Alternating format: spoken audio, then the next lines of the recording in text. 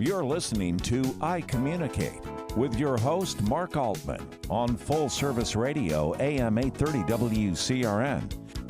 Once again, here's Mark. Welcome back to I Communicate. I'm here with Ryan Nichols, Will Schiffman, and Matt McCarthy, three bright up-and-coming seniors at Westboro High School that are ready to take on the world.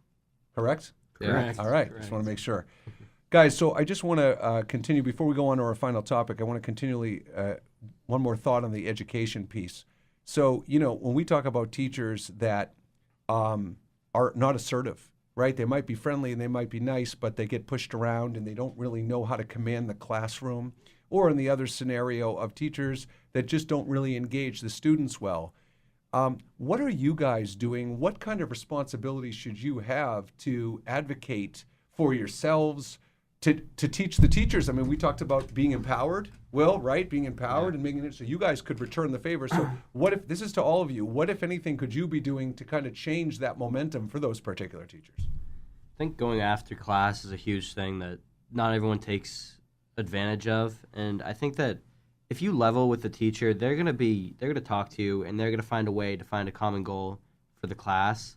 And I think that talking to the teacher is something that not everyone takes advantage of.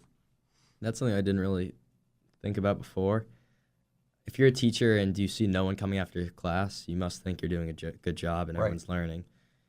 But I know I'm a repeat offender of not going after class if I don't understand, and I'll try to figure it out myself or go home, and usually that's can be the answer, but very often, you're going to school, you're going to this teacher to learn about this topic. I'm pretty sure they have the best knowledge about it. So are you guys familiar with in corporate America something called an open door policy? Have you ever heard that expression? Yeah. So one of the things I teach when I do training for professionals is how outdated that policy is, because if you think it's meant to be positive, right? Yeah, come on in if you ever have any problems, right? The problem with an open door policy is it's reactive. It basically is built on the premise that if you all work for me and I say my door's open, I am now assuming you feel comfortable enough to come see me.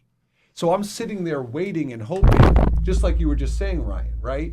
So the open door policy doesn't work, it's reactive. So for the teacher who feels like no one's coming after, I must be doing a good job. So this is what I want to know from you guys, and I want you guys to really think about your answer because it's a very important question.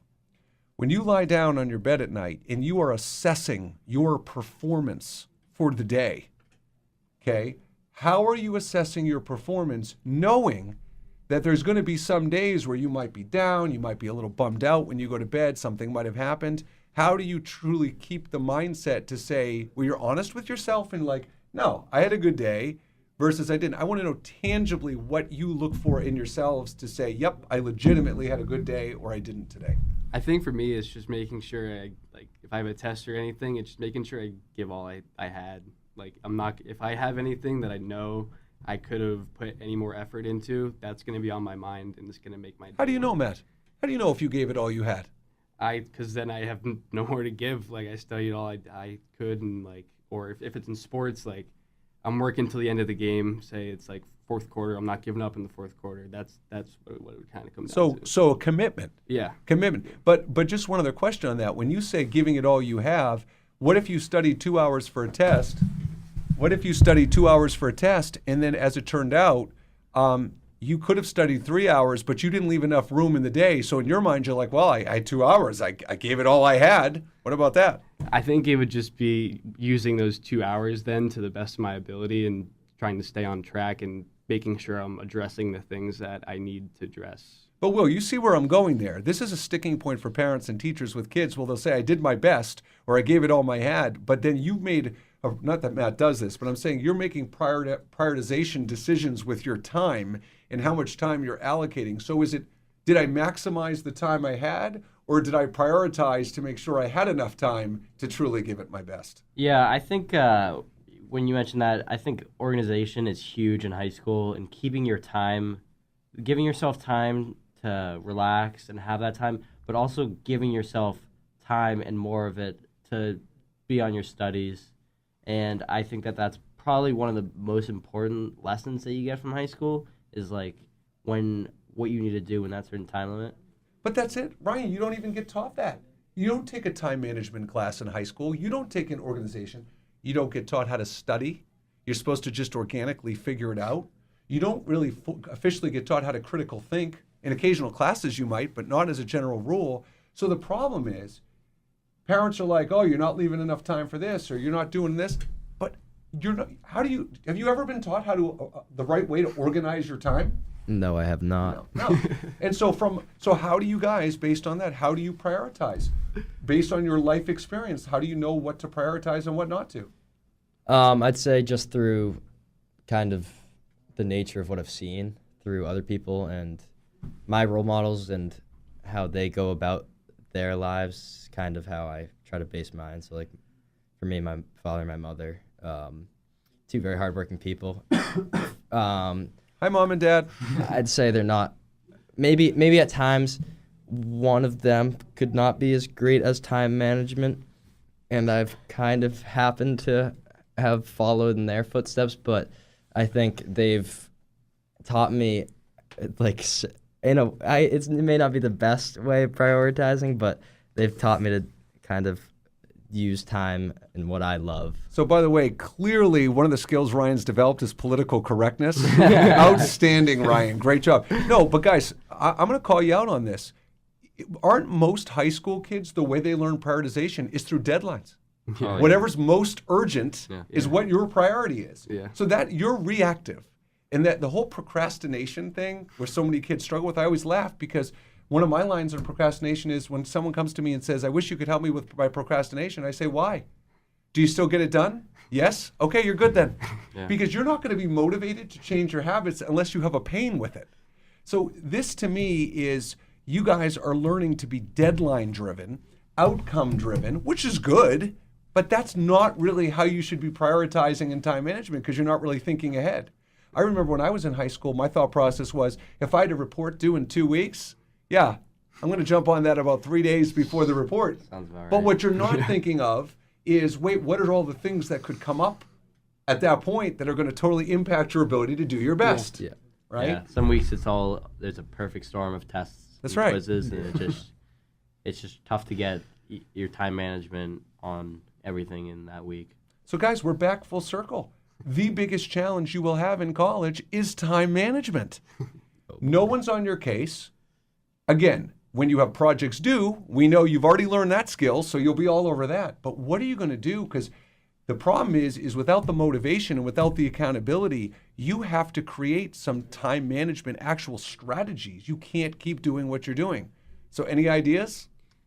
Probably writing it down. I think it's a huge thing, and you keep yourself to that and put it in a place where you have to see it. And if you want to do something, you have to look back and see, do I have time for this? So Matt, do you use a calendar on your phone? No. Do you, Will? Yes, I do. Ryan? Not on my phone. Okay, so the three of you have a calendar, though, on your phone. You might not be using it. So isn't it as simple as using your calendar on your phone? But here's where it comes down to. If you have a project due in 2 weeks, the habit change you guys would need is to not just put the date it's due, it's to put incremental milestones along the way. Mm-hmm. That's a big habit change for kids, don't you think? Yeah, Definitely. absolutely. So are you guys prepared to do that? Can I commit? Can I get a commitment from the three of you guys on that? Yeah, we'll try it out. Yeah. Oh, I'll give my God. commitment. Will gave me the Yoda-less try. Oh my God. Will, what would happen if your hockey coach came up to you and said, I want you to do this differently? And you're like, yeah, I'll try. What would he say to you?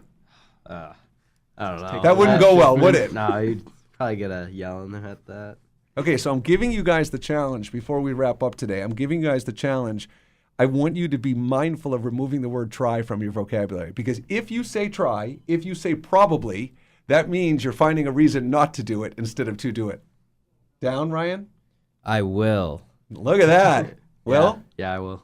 Okay, Matt? I will. Okay, I will. guys, final thoughts because we only have about a minute to go. Takeaway, biggest takeaway from you're most excited about going to college? I guess just seeing new things and trying to figure out what I want to do personally and not really have anyone else influence that. Love that. Will? I'd say meeting new people and making connections. Ryan? Being able to focus in on what I want to do in the future. Awesome. Guys, I got to be honest, I'm worried my job might be in jeopardy. You guys were so good today. Ryan Nichols, Will Schiffman, Matt McCarthy. Guys, you know I love you guys. You're great students. You've got a great attitude, great personalities. I can't wait to have you back on the show again. Absolutely. Thank you so much, guys. Thanks so much for having us. All right, you're listening to Mark Altman. This has been I Communicate, Finding Your Voice. Hope you have a wonderful rest of the week, and stay out of the rain. Bye-bye. Thanks, Dad.